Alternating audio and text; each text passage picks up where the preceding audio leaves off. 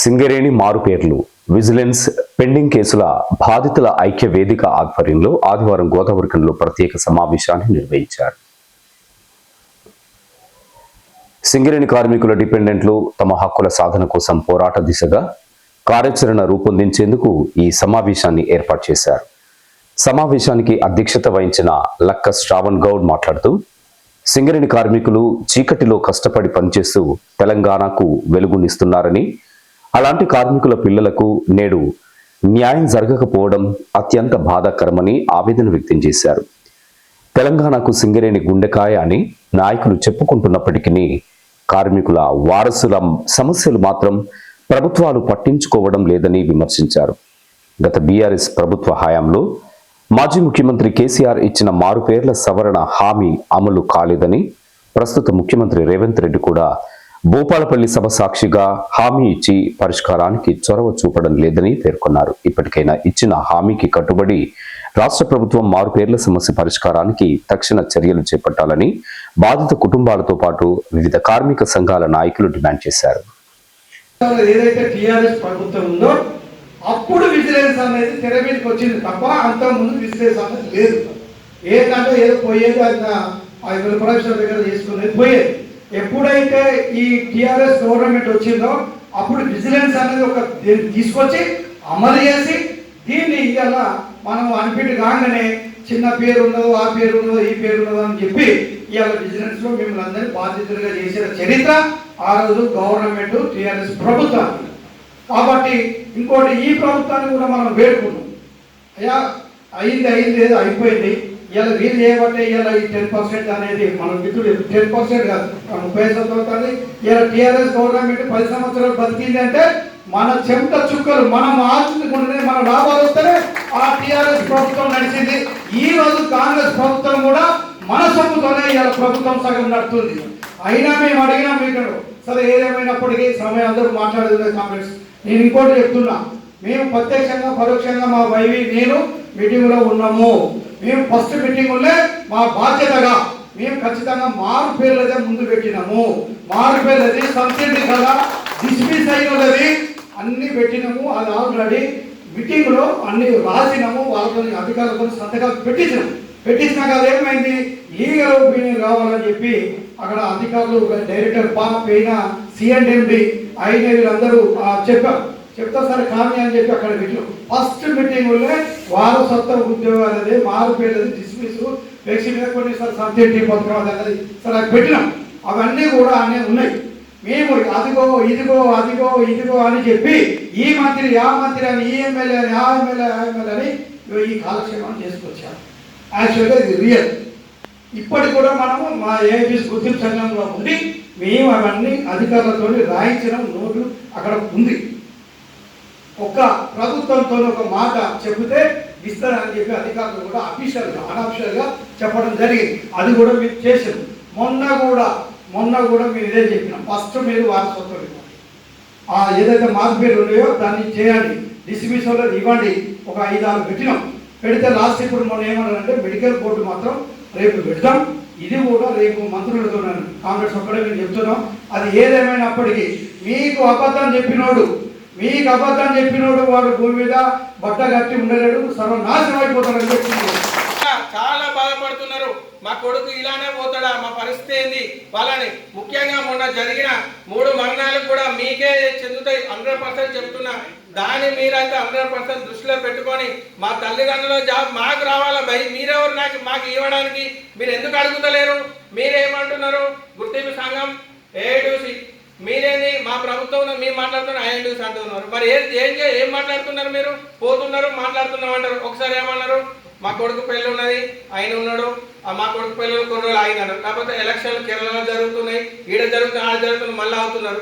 మొన్న మీకు వస్తున్నాయి జాబ్స్, జీవో వస్తున్నాయి అన్నారు. మళ్ళీ మీరు ఏం చెప్తారు? రేపు పొద్దున మళ్ళీ ఏదో మాటలు చెప్పి దీన్ని కాలవ్యవధి పొడిగిస్తున్నారు తప్పించి దీనిలో మాకు సమస్యను పరిష్కారం చేయడానికి ఏ ఒక్కరు కూడా రావట్లేదు.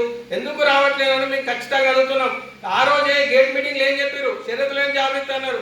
వాళ్ళు కూడా లాస్ట్ టైం టీవీ కేసు వాళ్ళు ఏమన్నారు, అరే బిడ్డ మీరు మోసపోకుర్రి, మీకు వీళ్ళు చెప్తారు, మీరు మోసపోకరు, మీకు జాబులు రావాలని. అదే మీరు ఇవాళ మాకు చేస్తున్నారు. 100% అదే మీరు మాకు గుర్తు చేస్తున్నారు. మాకు చెప్పింది నిజమవుతుంది. ఈరోజు నిరుద్యోగ వ్యవస్థను మీరు ఇంతకుముందు మీరు కళ్ళబోలు మాటలు చెప్పడం వల్ల ప్రభుత్వం దిగిపోయింది.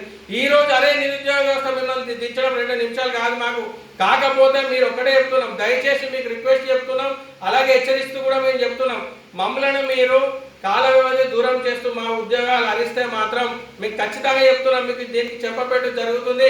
మా మెడికల్ బోర్డు మాకు రావాలి, మా తల్లిదండ్రుల మా తండ్రి జాబ్ మాకు రావాలి, జీవోలు చూసుకున్నా మాకే రావాలి, ఏదైనా మాకే రావాలి. తెచ్చుకున్న తెలంగాణ కొట్లాడేది మేము కూడా ఉన్నాం, మీ స్టూడెంట్స్ ఉన్నాం, మేము కూడా కొట్లాడినాం. ఈ రోజు కొట్లాడడానికి మేము కూడా వెనకపో 100% కొట్లాడతాం. మీరు ఎక్కడికంటే అక్కడ కొట్లాడతాం. మా అంటే ఏమైతుంది భయ, మేము వెళ్ళిపోతాం కావచ్చు, మా ఎన్నికల్లో న్యాయం జరుగుతుంది కావచ్చు. 100% చెప్తున్నాం, మా తల్లిదండ్రులు మా తండ్రి జాబ్ మాకు రావాలి. మా మారు పేర్లు ఉన్న మిత్రులు ఎవరు ఉన్నారో వాళ్ళందరి మారు పేర్లు కూడా ఈ రోజు అరే తెలంగాణ తెలంగాణ పుట్టినాం, తెలంగాణ పెరిగినాం, తెలంగాణ తెచ్చుకున్నాం, మా జాబు మాకు ఇవ్వడానికి మీరెవరే అనడానికి నాకు అర్థం కాదు. సింగరేణి కంపెనీలో సుదీర్ఘకాలం పనిచేస్తున్నటువంటి కార్మికులు, వాళ్ళ వారసులు గత అనేక దశాబ్దాల క్రితం ఎలాంటి అనేకమైనటువంటి ఆంక్షలు లేకుండా పనులకు ఎక్కినప్పుడు ఇతరుల పేరుపై అనేక మంది పైరవికారులు ఎక్కించారు. అవి మారు పేర్లుగా సింగరేణిలో దశాబ్దాల తరబడి ఆ కార్మికులు తమ చెమటను చిందించి ఈ సింగరేణి సంస్థ అభివృద్ధికి పాటుపడ్డారు.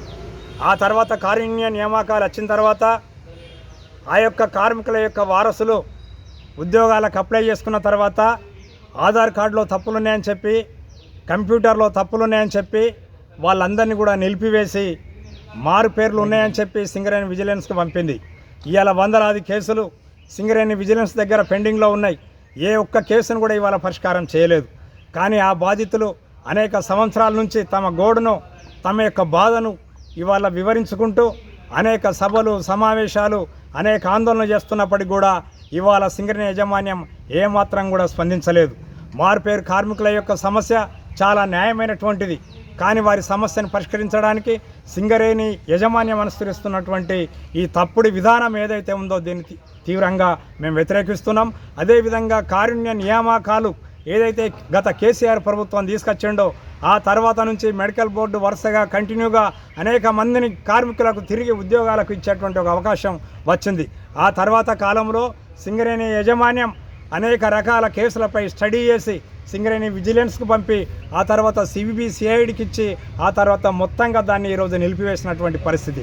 కానీ అనేక సంవత్సరాల నుంచి కార్మికులు 2 ఏళ్ల సర్వీసు ఇక ఉంది, నా కార్మికుడు నా కొడుకు కార్మికుడిగా అవుతాడు అని చెప్పి ఆశలతో ఉన్నారు.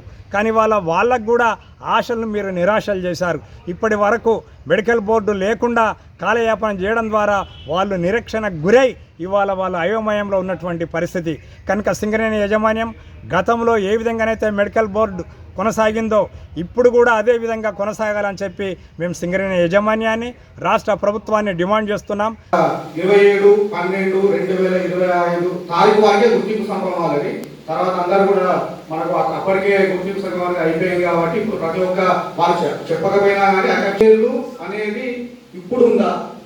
చాలా ఏళ్ళ నుంచే ఉందిగా. ఇది ఎంతోమంది రిటైర్డ్ అయిపోయిండ్రు, జాబులు ఎక్కిండ్రు సమస్య ఇంత ముందు లేదా? కేసీఆర్ తీసుకొచ్చిన తర్వాత కూడా కొంతమంది చాలా మంది కూడా ఈ ప్రాబ్లంతో ఫేస్ చేసిండ్రు, జాబులు చేస్తున్నారు. వాళ్ళు మీకు తెలిసిన విషయమే.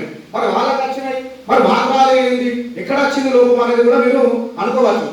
నేను చిన్న ఎగ్జాంపుల్స్ నేను చెప్పాను. నేనే డిపెండెంట్ ఎంప్లాయ్మెంట్ నేనే చూసినప్పుడు ఏంటంటే పేరు ఇచ్చినప్పుడు ఏంటంటే సర్టిఫికేట్స్ మనం అడుగుతాం. సర్టిఫికేట్స్ అడిగినప్పుడు అక్కడ ఇక్కడ చిన్న లోపాలు అంటే వివిధ రకాల పేరు చేంజ్ ఉంటుంది కావచ్చు, కొంతమంది సర్నేమ్ చేంజ్ ఉంటుంది కావచ్చు. అప్పుడు ఏం చేసినాం అంటే బోత్ ఆర్ సేమ్, వీళ్ళు ఇద్దరు ఒకటే అని ఒక సర్టిఫికేట్ తీసుకొచ్చుకుంటే సరిపోయేది. అది కూడా ఎక్కడ ఒక వెలుగుల స్థాయిలో మాత్రమే ఈ సమస్య పరిష్కారం జరిగినప్పుడు నేను చేసినాను. నేను చాలా మందికి డిపెండెంట్ ఎంప్లాయ్మెంట్ అక్కడ నేను చేసినప్పుడు, నేను జనరల్ మజూర్ నేను మెంబర్షిప్ లో పనిచేసినప్పుడు బోత్ ఆర్ సేమ్ అని చెప్పి సర్టిఫికేట్ తీసుకొచ్చుకుంటే ఎక్కడ మన అంటే వాళ్ళ ఎట్లా వీళ్ళు బోత్ ఆర్ సేమ్ అయితే అంటే కంపెనీలో ఏ పేరు ఉంది, బయట ఆధారాలు ఇవన్నీ కూడా ఎక్కువ శాతము ఏ పేరు అయితే సూచిస్తుందో ఆ పేరు తగ్గట్టు బోత్ ఆర్ సేమ్ అని చెప్పి సర్టిఫికేట్ తీసుకొచ్చుకుంటే వాళ్ళకు జాబ్ ఇచ్చేసేవాళ్ళు. ఒకవేళ కొన్ని పరిస్థితులలో అక్కడ ఉన్న వెల్ఫేర్ ఆఫీసర్ దీన్ని మన జిఎం ఆఫీస్కి రిఫర్ చేసినప్పుడు అప్పుడు ఏం జరిగేది అంటే కమిటీ కూర్చునేది ఎస్ఓడు జిఎం దగ్గర త్రీ మెన్ కమిటీ కానీ వాళ్ళు కమిటీ నిర్ణయించేది. అది ఆ కమిటీ నిర్ణయించమని చెప్పి అక్కడ కొత్తగూడెం నుంచి ఆర్డర్ వచ్చేది. ఆ కమిటీలా వీళ్ళు అడిగేవాళ్ళు, మీరు ఈ పలానా సర్టిఫికేట్ తీసుకొచ్చుకుంటే ఆ కమిటీ నిర్ణయించేది.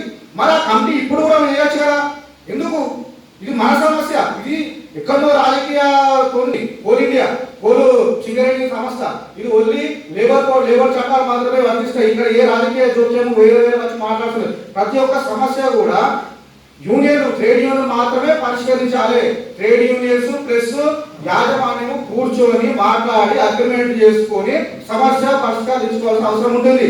దీనికి ప్రభుత్వంతో కానీ మిగతా దేనితో కూడా సంబంధం ఉండదు. ప్రభుత్వం దగ్గర ఎవరు పోవాలి? యజమాన్యం పోవాలి. ట్రేడ్ యూనియన్ లక్ష్యం మాకు ప్రతిపాదన పెట్టినాయి, మరి దీనికి వాళ్ళు ఒత్తిడి తీసుకొస్తాను, మరి ఏం చేద్దామని చెప్పి వాళ్ళు చేయాలి. అప్పుడు అది కూడా అవసరం లేదు. గతంలో చేయలేదు ఇవన్నీ ఎందుకు? 11 మంది కోల్పేట ప్రాంత ఎమ్మెల్యేలకు జీఎంలకు ప్రతి వాళ్ళకు కూడా మా సమస్య ఇది, మాకు అన్నిటి కోసం ఇది. ఈ రోజు మా తండ్రులు 30 సంవత్సరాలు ఎవరు చేయలేని పరిస్థితులలో మేము మా తండ్రులు వాళ్ళు పనిచేసి వాళ్ళ రక్తం చిందిస్తే ఈ రోజు సింగరేణి యాజమాన్యం ఆ పరిస్థితిలో ఉంది. ఒకనాడు ఫస్ట్ ఫ్లోర్ లో ఉన్నటువంటి సింగరేణి భవన్ ఈ రోజు 5 ఫ్లోర్ల భవన్ కి ఎదిగిందంటే కేవలం మా తండ్రులు చేసినటువంటి శ్రమ వల్లనే. అది ఎందుకు గుర్తించుకోలేకపోతున్నారు? ఆ విధంగా మేము పాదయాత్ర కానీ ఇప్పటికీ 2-3 సార్లు సింగరేణి భవన్ లో మేము సింగరేణి భవన్ ని ముట్టడించడం జరిగింది. అదే కాకుండా ఏఐటీసీ భవన్ ని కూడా ముట్టడించడం జరిగింది, ఏదైతే గుర్తింపు సంఘంని. అదే కాకుండా కొత్తగూడెంలో ఉన్నటువంటి సింగరేణి హెడ్ ఆఫీస్ ను కూడా ముట్టడించి మా సమస్యలను పరిష్కరించాలని చెప్పాము. మరి ఇన్ని రకాలుగా మేము ఇన్ని రకాల పోరాటాలు చేస్తుంటే కూడా మరి ఏ ఒక్క ఎమ్మెల్యే కూడా అరే వీళ్ళ సమస్య తీవ్రమైనది, మరి మాకు హాని కాదని అనుకుంటున్నారా? ఈ రోజు ఏ 11 మంది ఎమ్మెల్యేలు గెలవాలనంటే ఆ యొక్క ఎమ్మెల్యేలు ఏ ప్రభుత్వానికి సపోర్ట్ చేస్తే ఆ ప్రభుత్వం ఫామ్ అవుతుందని చెప్పేసి వాళ్ళకు అర్థం అవ్వట్లేదా? మరి అది అర్థమైనప్పుడు ఖచ్చితంగా ఏదైతే మాకు ఇచ్చినటువంటి హామీలను తక్షణమే పరిష్కరించాలి. ఈ రోజు ఈ యొక్క ఐక్యవేదిక కార్యాచరణ ప్రోగ్రాం ఎందుకు పెట్టుకోవాల్సి వచ్చింది? ఇంకా కూడా కార్మికుల కొడుకులు ఎవరైతే నిరుద్యోగులుగా డిపెండెంట్లుగా ఇంట్లో ఉన్నారో వాళ్ళందరూ కూడా తొందరలో తరలి వస్తారు. ఖచ్చితంగా ఇది ఒక పెద్ద యుద్ధంగా మారుతుంది.